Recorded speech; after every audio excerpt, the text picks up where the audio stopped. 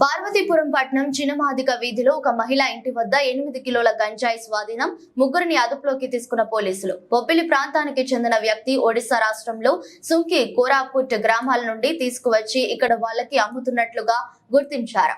చినమాదికి వీధికి చెందిన మహిళ వాటిని చిన్న చిన్న ప్యాకెట్స్ గా విభజించి ఇక్కడ విక్రయిస్తున్నారు. ముందస్తు సమాచారంతో పక్కా ప్రణాళికతో పట్టణ మహిళ ఎస్ఐ సంతోషి తన సిబ్బందితో కలిసి 8 కిలోల గంజాయిని ముగ్గురిని అదుపులోకి తీసుకున్నారు.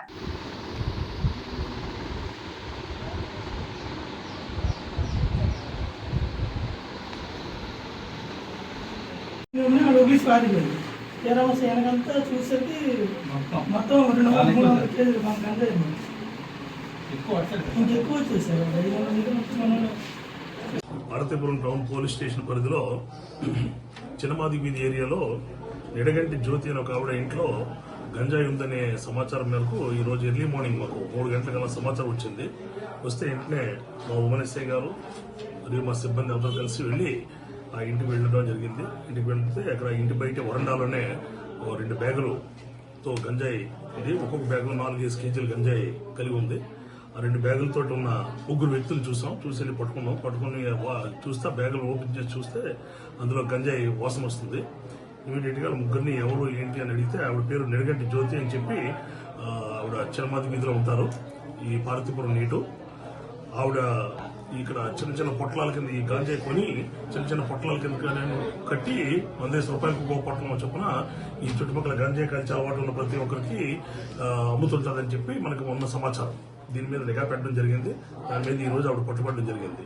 ఈ గంజాయి ఎక్కడి నుండి వస్తుంది అని అడిగితే తర్వాత మనకు అందులో ఉన్న ఒక వ్యక్తి నక్కా వెంకటేష్ అని చెప్పి బొబ్బిలి ప్రాంతానికి చెందిన వ్యక్తి. ఇతను సుంకి, ఒడిశా సుంకి, కోరాపుట్టు, సునాబేడ ఏరియాలో అక్కడ హిల్లక్ ఏరియాకి వెళ్ళి ఈ గంజాయి తీసుకొచ్చి ఈ జ్యోతి అనే ఆవిడకి ఇస్తుంటాడు, అమ్ముతుంటాడు. ఈవిడ ఇక్కడ చిన్న పొట్లాల కింద కట్టి ఈవిడ అమ్ముతుంది. అదేవిధంగా ఆ 3వ వ్యక్తి ఎవరైతే ఉన్నారో అతని పేరు లోహిత్. అతను కర్ణాటక ప్రాంతానికి చెందిన, కర్ణాటక స్టేట్కి చెందిన అతను నాగులాపురం విలేజ్ లో ఉంటాడు. ఇతను రియల్ ఎస్టేట్ బిజినెస్ అది చేసుకుంటుంటాడు విజయవాడ పరిసర ప్రాంతాల్లో.